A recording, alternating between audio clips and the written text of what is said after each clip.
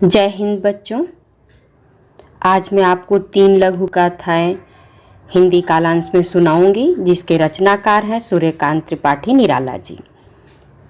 निराला जी की जूही की कली, तुलसीदास, सरोज स्मृति, कुकुरमुत्ता आदि कविताएं भी हैं जो कि मुख्य हैं।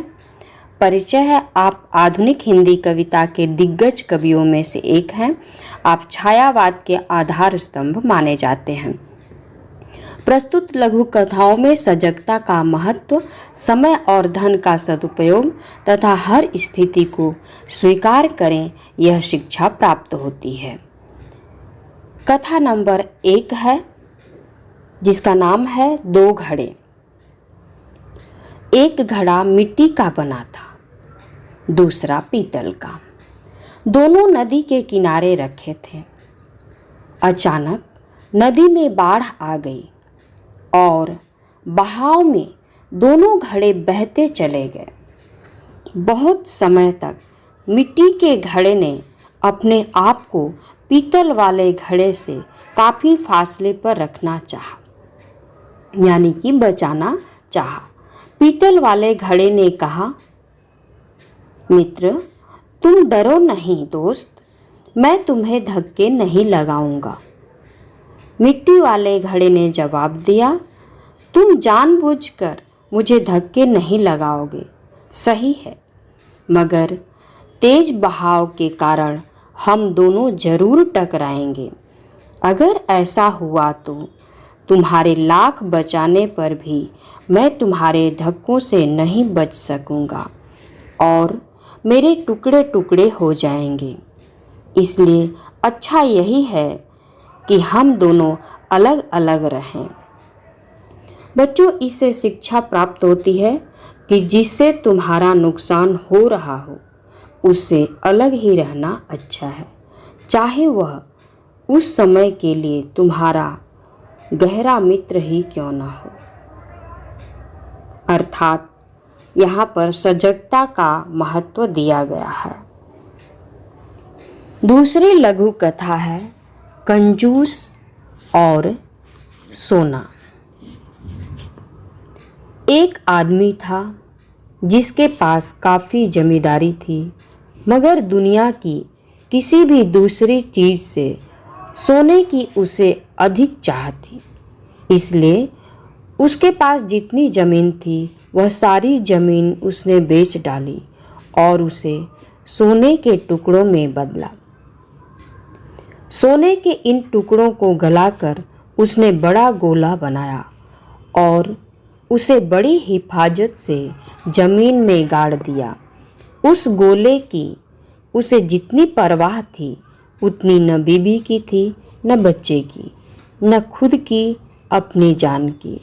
हर सुबह वह उस गोले को देखने के लिए जाता और यह पता करता था कि किसी ने उसे हाथ तो नहीं लगाया। वह देर तक नज़र गड़ाए उसे देखता रहता था। कंजूस की इस आदत पर एक आदमी की निगाह पड़ गई। जिस जगह वह सोना गड़ा था, धीरे धीरे उसने वह जगह ढूंढ निकाली। आखिर में एक रात उसने गड़ा हुआ सोना निकाल लिया।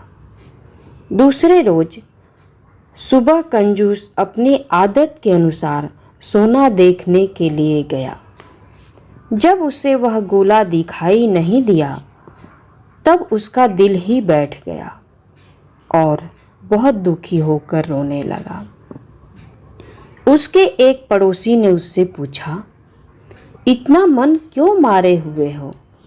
असल में तुम्हारे पास कोई पूंजी थी ही नहीं, फिर कैसे वह तुम्हारे हाथ से चली गई? तुम्हें सिर्फ एक भ्रम था कि तुम्हारे पास पूंजी थी। तुम अब भी यह सोच सकते हो कि वह पूंजी तुम्हारे पास है। सोने के उस पीले गोले की जगह उतना ही बड़ा पत्थर का एक टुकड़ा रख दो और सोचते रहो कि वह गोला अब भी मौजूद है। पत्थर का वह टुकड़ा तुम्हारे लिए सोने का गोला ही होगा, क्योंकि उस सोने से तुमने सोने वाला काम नहीं लिया, अर्थात कोई भी उपयोग नहीं किया, अब तक वह गोला तुम्हारे काम नहीं आया। उससे आंखें सेकने के सिवाय काम लेने की बात कभी तुमने सोची ही नहीं। बच्चों, इससे शिक्षा मिलती है कि यदि आदमी धन का सदुपयोग न करे तो उस धन की कोई कीमत नहीं होती है। ये कथा है गधा और मेढक।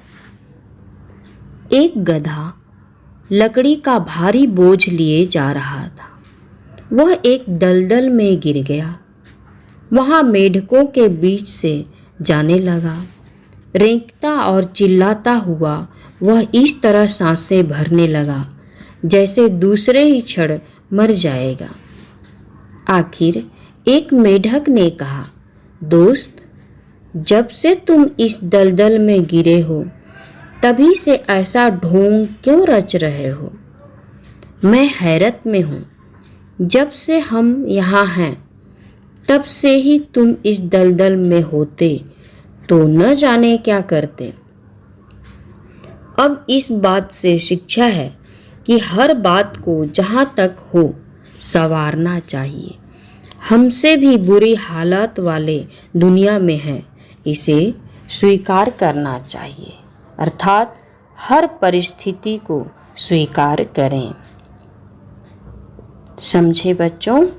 तो ध्यान दो इससे क्या शिक्षा मिलती है और उसे अपने जीवन में स्वीकार करो। धन्यवाद।